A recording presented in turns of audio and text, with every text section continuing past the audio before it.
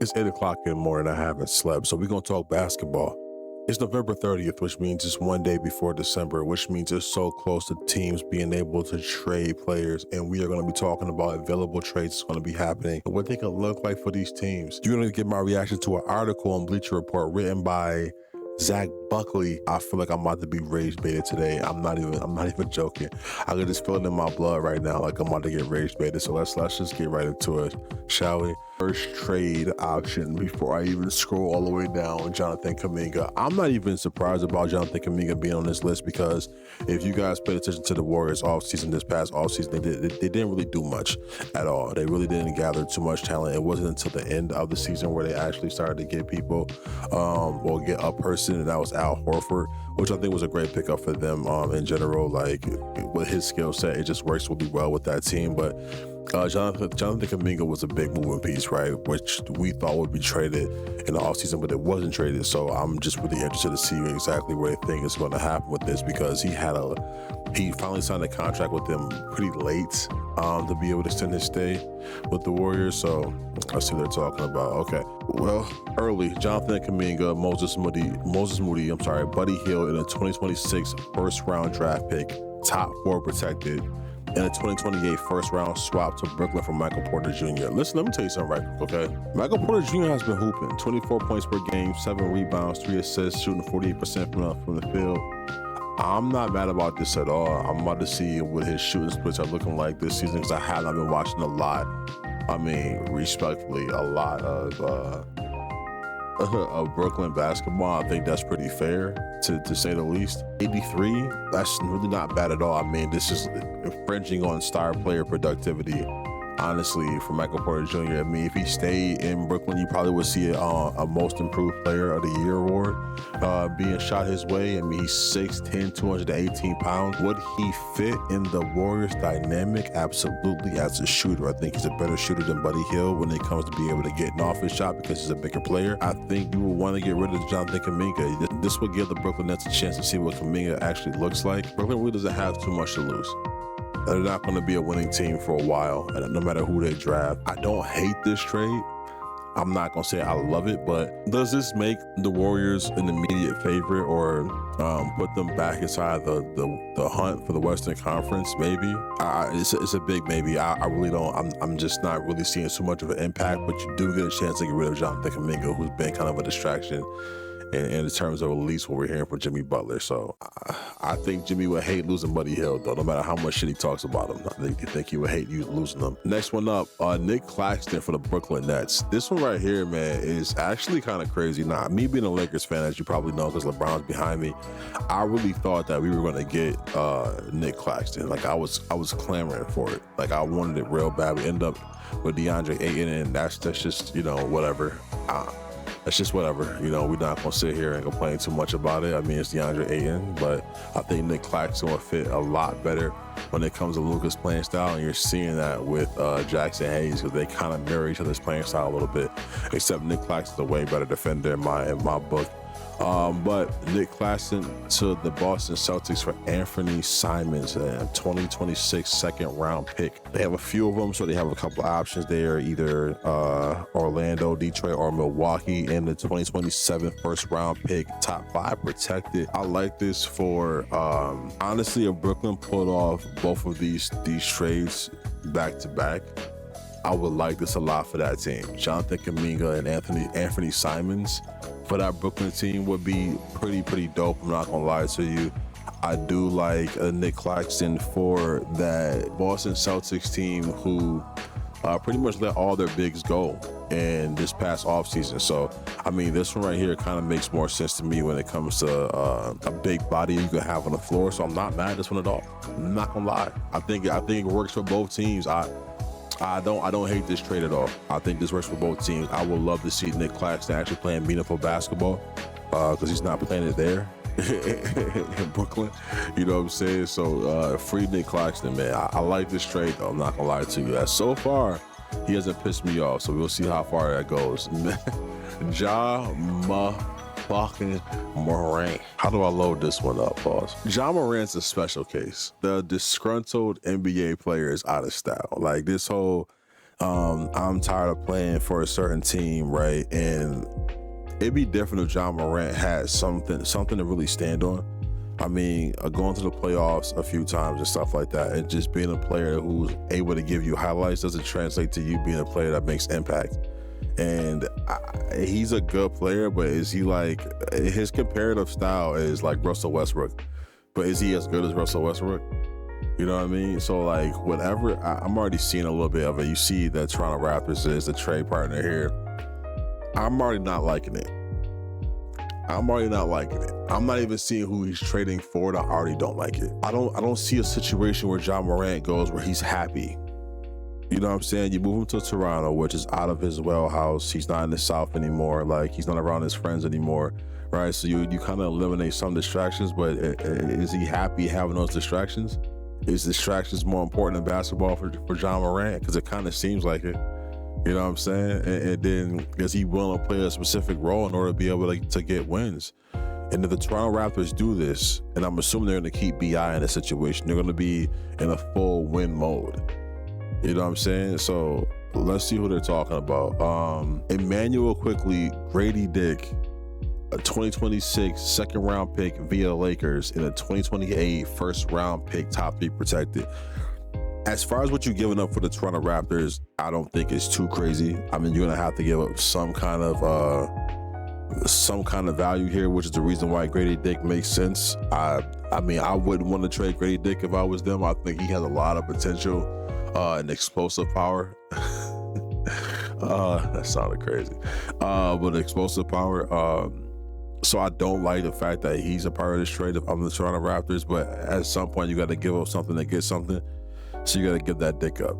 I'm tired, John. My fault, man. So for Toronto, getting back John Morant, especially with BI, one that have the ball in his hands, I don't see really how this makes sense for them. Scotty Barnes is there as well. Scotty Barnes has been a really good Pippen for BI's Jordan, or Robin for BI's Batman, whichever one works better for you. I don't want to be disrespectful to whatever your ideology is for sports. You know, people gonna go crazy about Michael Jordan. I don't really see how this one makes too much sense. You move John Morant there, and there's no shooting on that team anymore. And then for what the Memphis Grizzlies is getting back, I think Memphis riots. I don't know, man. I just wish that John Morant could just play basketball, because honestly, he has a pretty good team around him. So I don't know, man. I don't like this for either side. I'm not gonna lie to you. I think it's better options out there for John Morant. I just don't think this is one of them. I really don't. I don't like it. I don't fucking like it. Okay, Daniel Gafford, bro. So Daniel Gafford is a special case. Is he very talented? Yes. Can he be very, you know what I'm saying, impactful around the basket? Absolutely. Is he made of glass? Unequivocally, yes. You had me at hello type of yes. You know what I'm saying? Like, he's super glass. He's so good at being glass that he injures other glass players. Like it's Daniel Gafford's fault that the AD has to wear protective eyewear for the rest of his life playing basketball. Then you got to share the bench with this guy, and they are planning to trade Daniel Gafford to the Lakers. Are you out of your entire fucking mind? So the first trade they do after trading to the Lakers is trade to the Lakers again, and this time you get back Jared Vanderbilt, Dawn Connect, and the 2031 first round pick, top 3 protected. The same first round pick you should have got for trading Luka. Dallas would lose their fucking mind. Could you imagine a trade again with the Lakers? It better be a 4-team trade. For the Dallas fans that have a problem with the Dallas front office, it is perfectly understandable. You should be pissed off. Right, that trade that we got for that Lakers, for the trade that we got as a Laker fan for Luka was a complete steal. We robbed you. We told you to put your hands up and put everything on the floor. Like, you didn't get AR. You only got 1 draft pick. Like, this is a robbery. I think this is a horrible trade. And Dalton Connect has absolutely no value. None. He has no value. Trae Young has been in so many trade talks for the last 2 seasons. At some point, I just stopped believing in it, to be honest with you. I would love to see where they think he could possibly fit, pause. I just don't think that it really makes too much sense for him to leave, especially with the team they built around him this season. If he's healthy, that team is like a top 3 team in the East. If him and Porzingis is healthy, that's a very strong team in the East. I don't see a reason why they would be losing any games. Y'all can probably see in my eyes, I am exhausted, bro. I'm running on 0%. You hear me? 0%. Trade him to the Phoenix Suns for Jalen Green. That one actually almost put me to sleep. Trade him to the Phoenix Suns for Jalen Green, Nick Richards, Rasheed Fleming, a 2027 first round pick, either Utah, Cleveland, Minnesota, and a 2029 second round pick. Jalen Green has been unhealthy for the Suns so far. Trae Young has been unhealthy, but I don't think this makes sense. Nick Richards is a good pickup. I mean, he's a quality big man. He's a great pick and roll big. This would work. This would work for the Suns, right? Because you get Trae Young. And you get somebody who can actually run the floor. Devin Booker is not meant to be a point guard. He's meant to be a 2. I do like the fact that you're pairing him with an actual point guard that can get his own bucket, but also be able to get him a bucket as well whenever he wants to. And I don't think that Trae Young has ever had a player to that magnitude to be able to run with. The Suns do look pretty good this year. They're like 6th or 7th in the West. Better than I thought they were going to look in the first place. But so I don't know what this does for the Hawks, because I don't think that Jalen Green is going to be a needle mover for the Hawks. And that team is kind of built around what Trae Young is able to provide them. You know what I mean? Like when you move Jalen Green there, what is he gonna be able to do that Trae Young can't do? Like, you know, Jalen Green can score, he can't facilitate. So what? Jalen Green gonna give you 30 if he's healthy, but Trae Young can do that, and he can give you like 10 to 15 assists. So I don't like that. I don't like this at all for the Hawks. You know what I mean? So to my Sabonis, the Kings is very, very particular, and it's crazy because they have so many things they need to move, right? The Kings have so many things they need to get rid of, including Zach LaVine's contract as well. So the Sabonis is a special big, because for one, he could be a pretty good rebounder, but he's his best when he has somebody that can do a pick and roll or a handoff at the free throw line. Like a point guard that was like De'Aaron Fox. It just worked for him so well. I just don't see him working in too many systems. You know what I mean? Like I would like to see him possibly for the Heat. I think he would do really good next to Tyler Hero. But I don't really see a lot of systems that can afford him that makes sense to get him. You know what I mean? So I want to see what they're talking about here. Okay, so another Kuminga trade. So Sabonis goes to Golden State for Kuminga, Moody, Hield, and Tracy Jackson Davis in the 2028 first round pick, top 5 protected. The pick for me isn't really an issue here. I just don't see how the hell Sabonis works next to Draymond Green. I don't see how he works next to Draymond Green. Both of them are facilitating bigs to a certain degree. Draymond Green more of. Unless you plan on moving one to the bench, you know, I don't really see them being able to work together. I don't think Sabonis helps them defensively, or when it comes to them being able to impact scoring around the 3-point line. So at that point, when you remove Jonathan Kuminga there, who is a scoring threat on the 3-point line and slash to the baskets, which makes him, you know, really viable in that system. Because we've seen Kuminga be great in the Warriors system, but we don't know how he looks outside of it. But at least in that system, he looks pretty good, right? Not having to be the number one option or the person that has to ever be double teamed in a situation. But when you're talking about moving him away now and replacing him with a Sabonis, which a player who obviously has problems with Draymond Green because of past situations between him and Draymond Green, you also don't get that scoring threat. So I just don't understand, like, you know, how this really makes sense for the Warriors. Unless you plan on moving him again in the offseason, I don't know. But other than that, this doesn't make any sense at all. I would not do this trade. I think this is a pretty bad trade.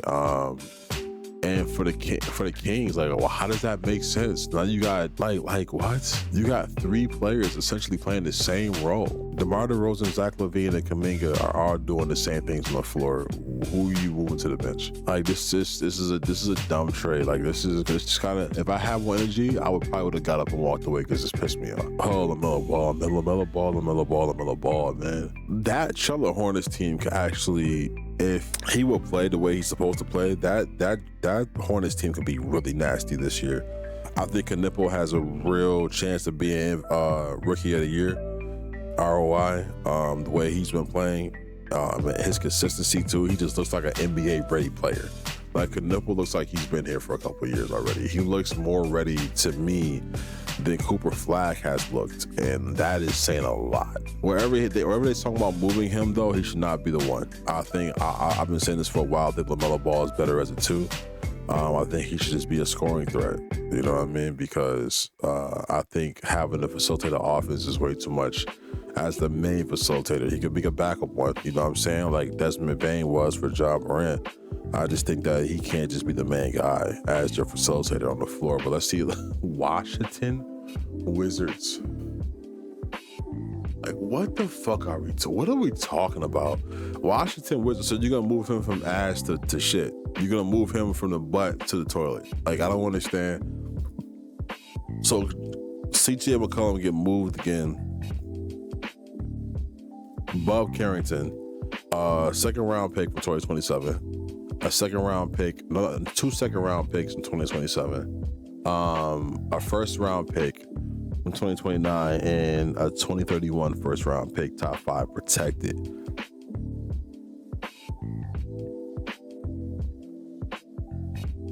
I mean, the Hornets get rich when it comes to draft picks. The Hornets get what they want when it comes to draft picks, but other than that, this is insane. This is a horrible pick. This is a horrible pick. I mean, CJ McCollum obviously brings some kind of veteran leadership to that locker room. I think he's a president of the Players Association or something like that. So he has a lot of maturity. I will say that, but I don't see how this makes a lot of sense, man. Trey Murphy III, bro, really great player. People don't talk about him enough, but he really does hoop, and he's a great two-way player in my book. So, love to see what they're talking about moving him and Sadiq Bey to the Spurs with Keldon Johnson, Jeremy Sochan, Carter Bryant, a 2026 second round, a 2027 first round, a 2028 second round, and a 2031 first round. The Spurs have a lot of picks to play with, right? I don't think I would waste that on Trey Murphy though. They can possibly big three there, and they're pretty high in the Western Conference right now, so I don't know why you would change that. I also think that Jeremy Sohan provides them a certain amount of toughness that you would get from Dillon Brooks. You know what I mean? Where you really don't want to let him go. I think Carter Bryant's also tough to be able to be let go. Trey Murphy's a great pickup though, bro. And Sadiq Bey, he's a big boy. He's a big healthy boy. I just don't know, man. This one don't really hit for me too heavy, man. I would try to use that draft capital to get like at least a fringe star. You know what I'm saying? Somebody who can carry the weight in case Wemby gets injured, because that's what he has the tendency of doing. Talking about a tendency of getting injured, Anthony Davis. Oh my boy, I knew this was going to happen. I was going to be in trade talks and stuff like that, so it makes sense for this to happen. Let's see what they're talking about. AD to the Bulls for Kobe White, Kevin Huerter, Zach Collins, a 2030 first round pick and a 2031 first round pick draft swap. I understand this whole fascination with AD going back home, playing for the Bulls. I do not like this trade though. I think the Bulls are giving up way too much, and it's not even the players. I feel like it's really the draft picks. I really feel like they should be focusing on how they can improve for the future instead of trying to go for anything right now. Maybe next year, bro, but I don't think that this is the year that you should be trying to pull this trigger. I don't think that you go get a player that like him who's aging the way he's aging, and that's what you're using your draft capital on. I think there's gonna be other options, and by the trade deadline, that's gonna be crazy. So I think people should be like waiting for that. because those trades are going to be impactful. So I wouldn't even get AD right here. Honestly, I wouldn't. And the last one to me, I think I know who it is because it has to be him. He's in trade talks all the time, and it is Lauri Markkanen, bro. So Lauri Markkanen is interesting because he fits in every system, right? You think of a team Lauri Markkanen fits in, right? He's a 7-footer essentially. He can spread the floor, like he's averaging like 30 right now. He could be a serviceable defender. I don't think he's a great defender. That's why Walker Kessler is there, but he's a serviceable defender. He can defend like at least 3 positions. The problem isn't Lauri Markkanen, honestly, as much as Danny Ainge. Danny Ainge is gonna fleece you. So they're talking about to the Pistons for Tobias Harris, Jaden Ivey, Ron Holland II, a 2028 first round pick and a 2030 first round pick. Do it. If you gotta give up Jaden Ivey and Ron Holland, do it. And it's not even because I think that Markkanen is worth all of that. It's because the fact that if that's all Danny Ainge is gonna get you for this, after the offers that he's turned down for Lauri Markkanen so far, I would take this.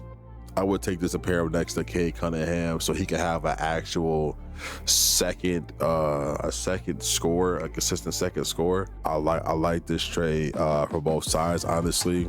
Jazz, you get to pick up some assets, including Jaden Ivey and Ron Holland II. I'm not really too focused on Tobias Harris in this thing. Honestly, I don't know what happens to him after this trade, but I don't think that he would stay. You know what? I really thought I was gonna get baited this time. But yeah, this wasn't bad. You know, I don't hate it.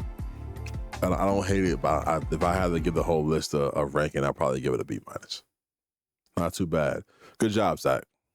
Good job. For more content like this, make sure you subscribe to the channel and break away from mainstream media. Join the Shatter family and be a rebel to the cause. And to see shows like Point A, Point B, The Locker Room, and Overly Opinionated, make sure you subscribe to Shatter Network on Twitch. Because without a doubt, we got so many things to talk about.